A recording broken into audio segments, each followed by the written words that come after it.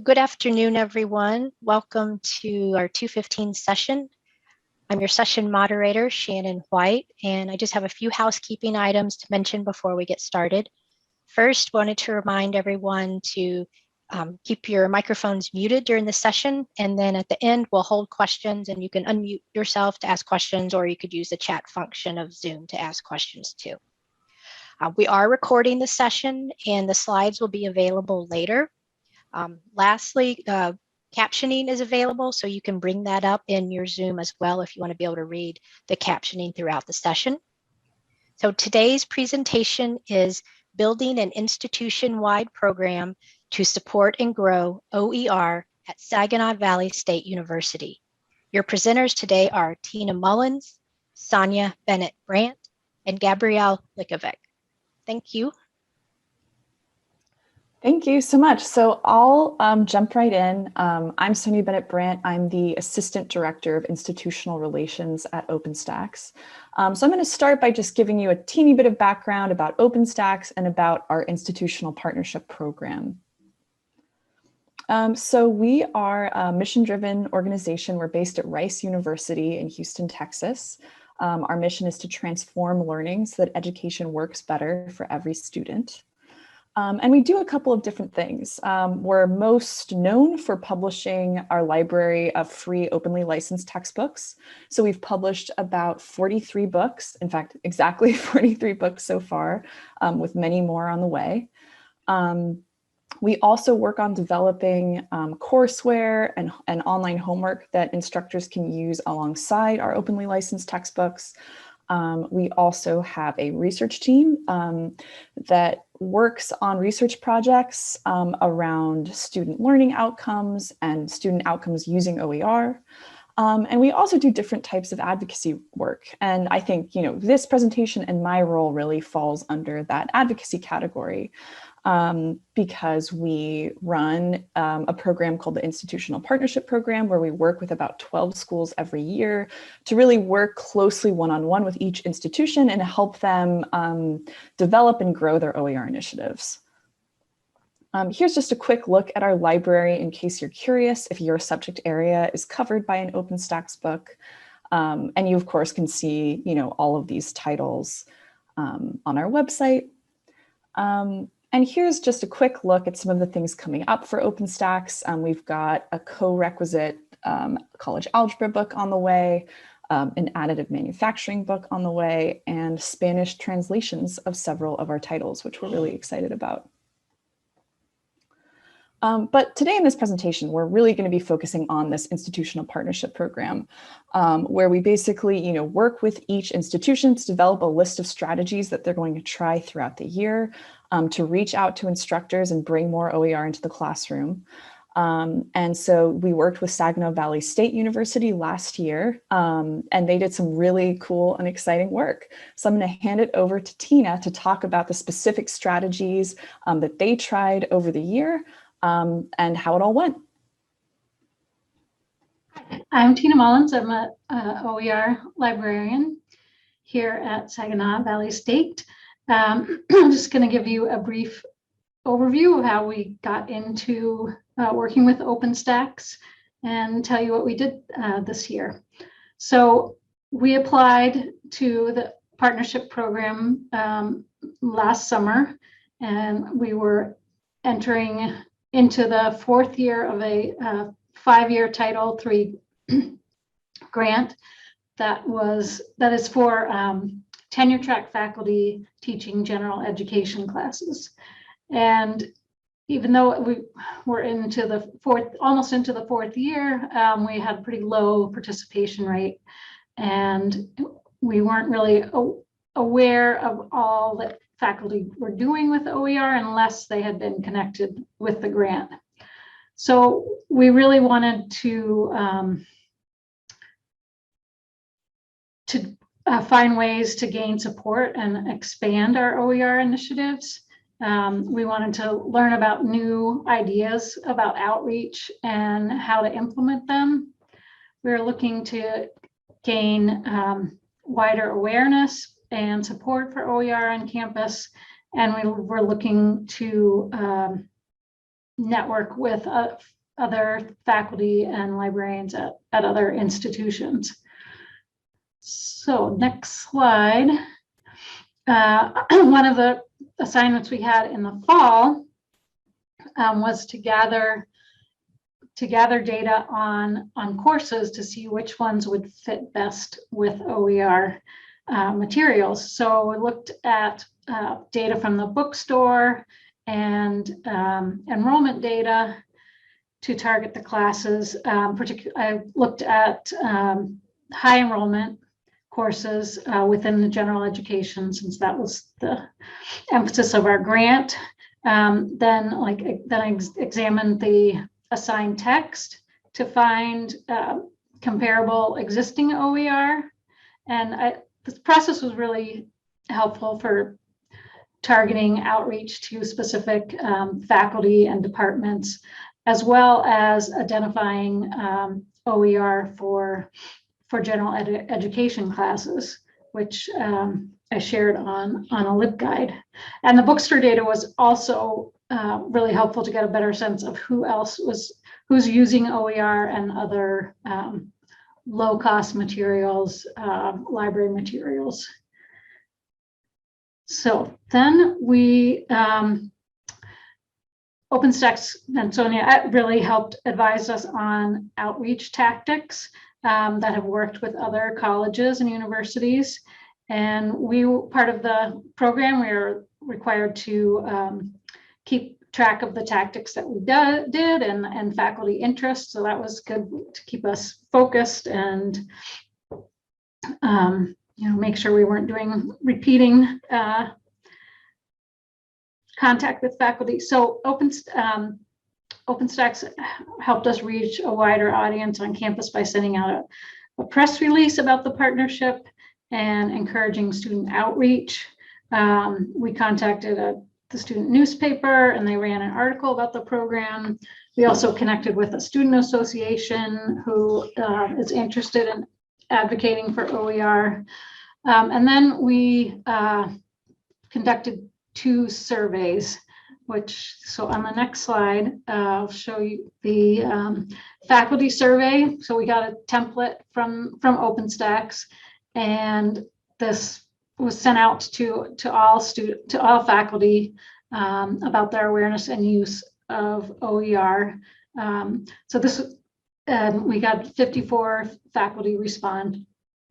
So you'll see some of our results. 70% of respondents were aware of OER or somewhat aware of OER, and only 11% were unaware. Slightly less than half of faculty indicated they were using OER in their courses, with most of them assigning it for required course material. Of the 30 faculty who were not using OER, 80% said that they would consider using it in the next 3 years. So this was really helpful to know for our outreach. And then when asked about the impact on use, or what would impact their decision about using OER, most of the availability and quality of the resources would be the primary factors. So we only had three out of 30 who specified grant funding for transitioning to OER. So again, this is helpful both for data gathering and outreach, to see that our faculty did have interest in it, and were not necessarily needed lots of funds. So on the next slide, we did a student survey. Again, OpenStax provided a template, and conducted the survey in March of 2021. And it was sent to all students and this was about affordability and use of textbooks and other course materials. I said the survey was sent out to all students, and we had 578 students respond, which was more than we hoped. So that was a great result. As you see here, the cost, about half students spent between $200 and $400 on their course material. 26% paid over $400, and 22% paid less than $200. What's most interesting is that purchasing decisions, about 62% responded that they have not purchased or rented course materials due to cost. And this result mirrors what has been found in larger studies of textbook affordability. Cost of materials has also led to 15% of students to take fewer classes, 18% to select a course with lower costs, and 9.5% to drop or withdraw a class. And a majority of, in terms of course selection, a majority of students responded that they would choose a course section that required a free textbook over one that cost $100. Again, reflecting what's in the larger studies. And interestingly, about 40% of the students responded with comments to the survey, which was really helpful. Many of them thanked us for conducting this survey and expressed frustration with the expense of course materials. And there were particularly comments about the cost of access codes. So again, useful information out for data collection and outreach. So the next slide, our grants. So it's able to get a small amount of funding from our larger grant to initiate a mini grant program with the help of Sonia and OpenStax, recommending that we do one that just gives faculty an opportunity to sort of get their feet wet, get a taste of OER by reviewing materials rather than requiring the adopt and adapt. And also these grants were available to all general education faculty, so it allowed adjuncts to participate. And we had 7 applicants and 4 that met the criteria. And so we're happy with, and they were all adjuncts. So we're happy to be able to include them in some of our funding. So, and then I'm going to hand it over to Gabrielle, who is going to talk about the Title III grant. So I'm Gabrielle Ligovic. I'm the instructional design consultant in our Center for Excellence in Teaching and Learning at Saginaw Valley State University. And I'm gonna dive in kind of to the micro level of what worked with our Title III grant and how that links in with the work we did with OpenStax.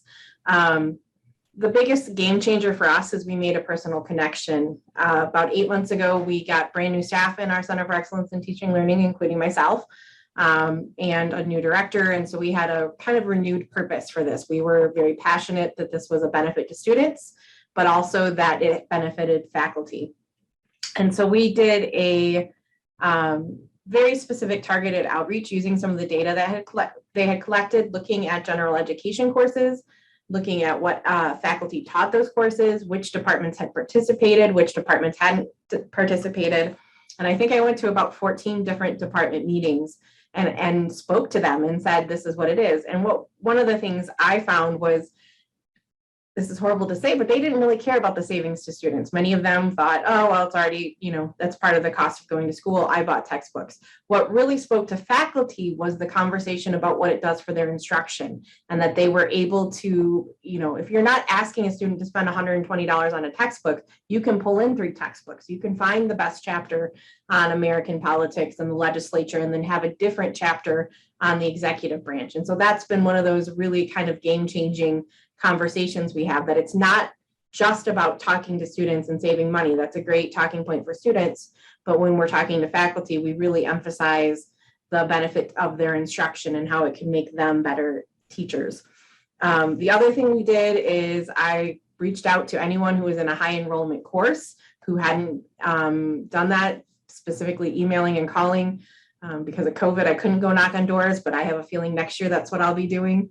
And just having that conversation. And when we had those conversations, one of the things I found really helpful is Tina had put together a beautiful LibGuide, which had resources. So I could show them some of the things that were available and say, yeah, you're interested in doing this for American government. OpenStax has a book. Here it is right here. Why don't we take a look together? And they started to realize that there really are great open educational resources already. They didn't have to start from the ground up. And so that was a super helpful conversation and really helped us make some big changes in our OER program. So because we're all numbers folks, this is exactly what happened. So between 2018 and 2021, we had 9 unique faculty total participate in the grant.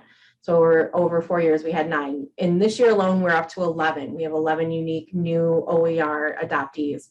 So that's kind of exciting. We went from having 10 courses over 14 years, and this year we have 13 new courses on top of that for a total of 23. And that you can really see that how it impacts students.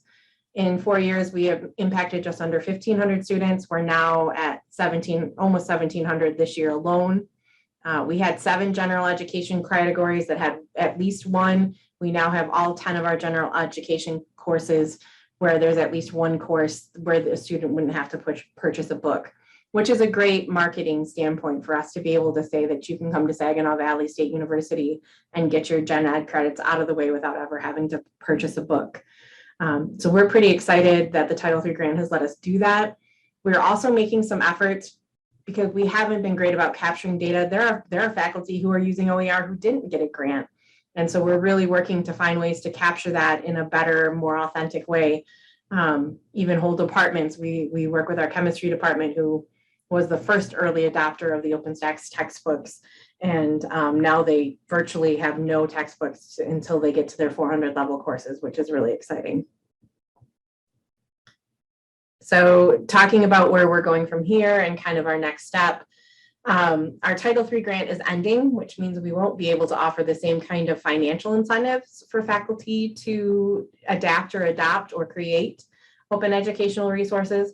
But what we have done is we made sure that we did budget enough money within the center's budget to continue to support the implementation.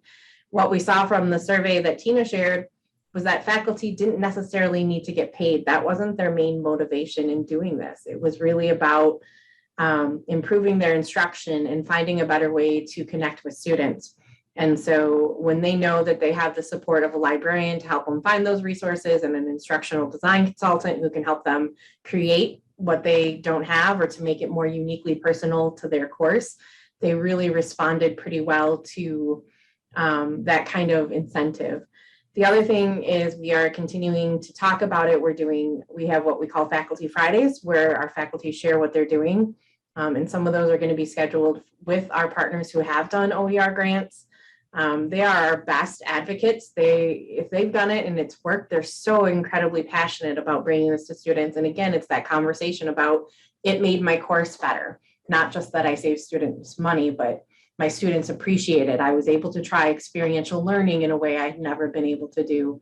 The conversation I just had with a gentleman today he was beyond excited after teaching for, I think he said almost 40 years he's been teaching, and he's now adopting OER. And what he was most excited about was that he could finally teach a court case that he'd always wanted to teach. So I think it's just finding those unique little things that are appealing to them. The other thing we are doing, and we are really making an effort to do, is to raise student awareness through our registered student organizations. We have 2 main ones on campus, both of which are we've had conversations with and plan on making OER adoption a priority for their missions. And that obviously speaks to faculty and our administrations about the importance of having those options available for students for free or low cost educational resources. So we're really excited to see where this goes and how we can continue to build on the work we've done through the OpenStax partnership and then share those with other universities throughout Michigan. And I think Sonia's gonna give you some specifics about OpenStax. Yeah, so I just wanted to touch a little bit on some of the results of this. Now, it's important to note that in this program and in this work in general, we're working on increasing the use of all OERs, certainly not just OpenStax, but because I'm at OpenStax, this data is really easy for me to keep track of. So I figured it could be interesting to kind of look at the OpenStax growth alone over the last few years. So, in the 2019 to 2020 academic school year, students were saving about $108,000 with OpenStax books. And this academic year, that's risen to $162,000, which is over a 50% increase in savings, which is really, really exciting. And I think it really goes to show how you can build momentum quickly and start seeing a lot of impact. And then I also just want to talk very quickly about, what are a couple small things that you can do in your OER initiative that are relatively easy, but that can have a big impact. I think those surveys are one of them. I'm actually going to share the templates that we shared with SVSU. They're just a starting point. Some of them are very OpenStax specific, so I'd recommend changing out the word OpenStax for OER, but hopefully they might help you, build something. I think that can be really useful, as we saw in this presentation. It can really help you figure out, what's going to resonate with faculty, what kind of interest faculty have in OER. And then I think the student surveys can be really impactful because it's going to resonate more with faculty when they can see how many students at their own institution really are going without the textbook or choosing different sections or taking fewer courses. When you have that data from your own students, I think it can really be impactful.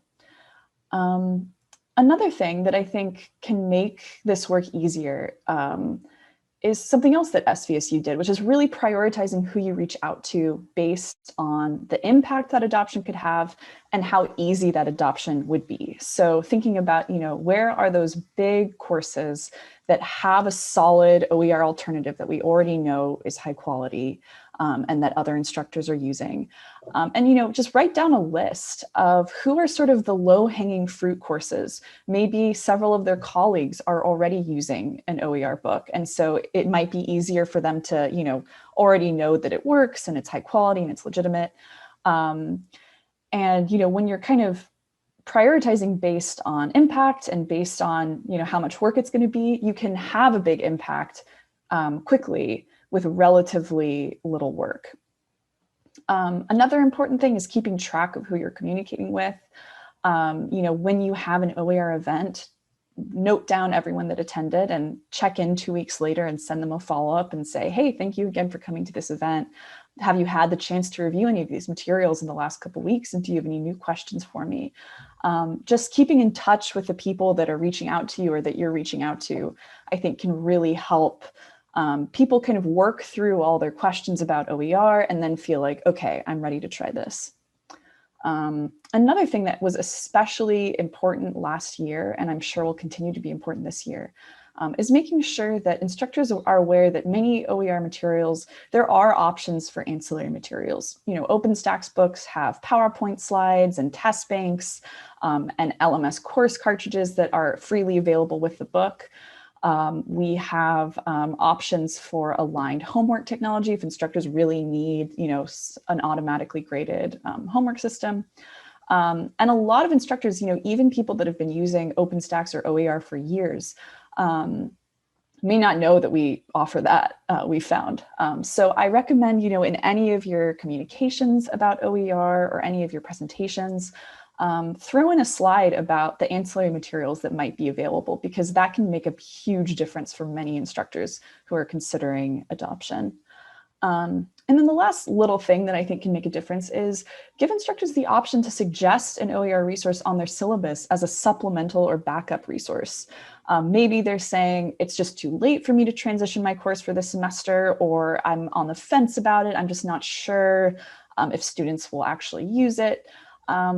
One incredibly easy thing they can do is throw an OER on their syllabus. And that way, if a student of theirs can't afford the primary textbook, they at least have a comparable free option that they can refer to as a backup. And we've found that can often really help instructors dip their toes in the water and sort of try it out, and then hopefully feel more comfortable fully adopting the book in a future semester.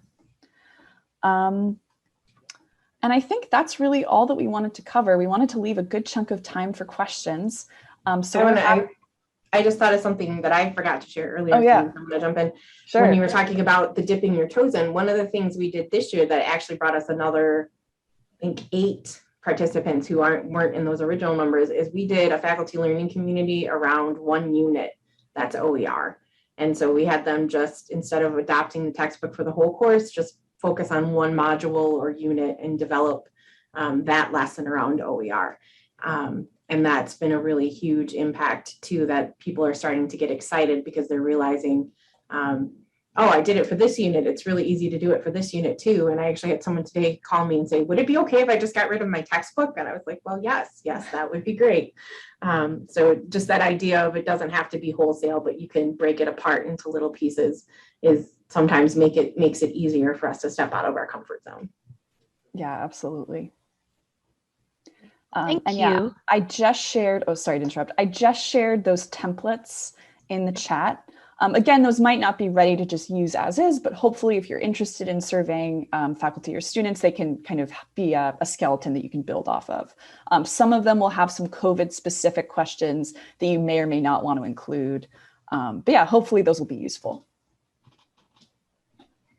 We already have one question in chat from Michelle Pratt, and she asked, do the math science courses also use an open homework helper? Yeah, so I'll answer that, at least from the OpenStax perspective. So we partner with a bunch of different technology providers, many of whom you'll recognize their names, WebAssign, et cetera. They're usually not openly licensed themselves. So the courseware they're creating is usually not an OER, and it usually does come with a cost to students. I think, require that they keep that below $40, I think. I can't quite remember what that number is, but hopefully pretty affordable. All of those are, of course, totally optional. And most of our adopters use our book without a technology connection. But we really have talked to so many instructors who have a 300-person course, and it's just kind of impossible for them to do that course without some sort of automatically graded software. And so for those people, we partner with places like WebAssign and many, many others. And they certainly are available with all of our math and science books. For physics and biology, we also have our own homework courseware called OpenStax Tutor that is $10 per student. So that might be worth looking into as well. Oh yeah, and let me add that the OpenStax Tutor is free because we were partnered with OpenStax, so that's a great benefit. I'm gonna add the link to the LibGuide that Gabrielle mentioned that has resources specifically for general education courses. Mary said, is there low cost or no cost designation on the course schedule when students are registering? We don't have that. No. Part of that has to do with the politics of faculty and not, wanting them to choose a course based on that. Some of it is just the landmine of logistics of trying to make that happen with the online registration system. But word still gets out, that students know which professors emphasize that and they have those conversations. So.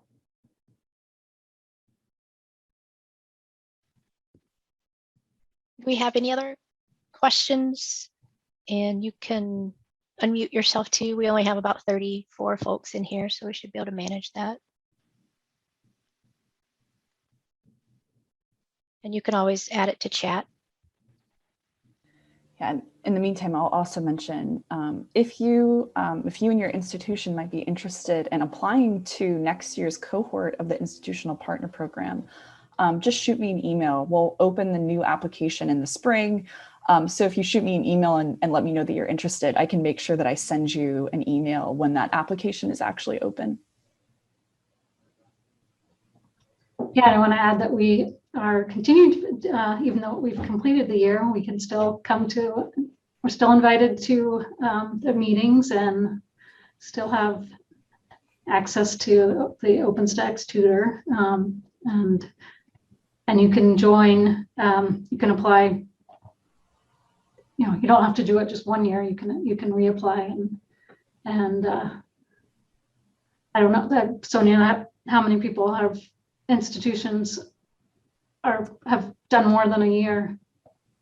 Yeah, so basically after the first year, the institutions in the program are very welcome to re-engage, which is sort of what we hope will happen. So we have these group calls every month where the institutions in the program can share challenges and sort of brainstorm together.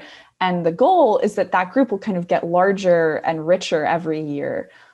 So after the first year in the program, you're welcome to come back to our group calls. You, of course, don't have to, but we have had a lot of schools who have stayed engaged and have, been joining those calls, which has been really, really cool.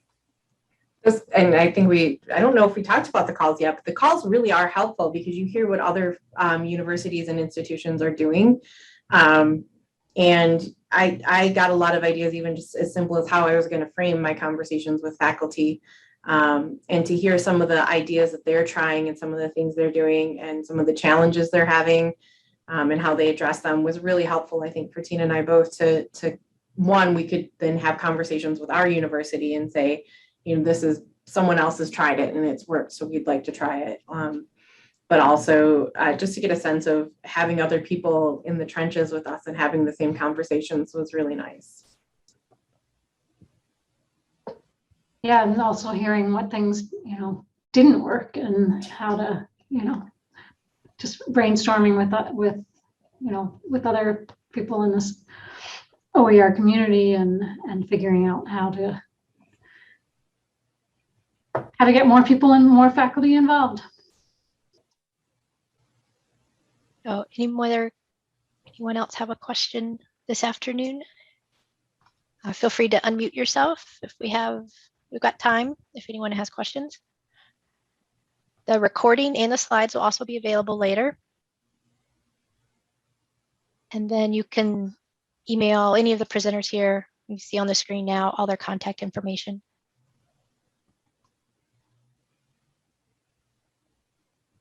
And if that's it, we'll wrap up for this afternoon.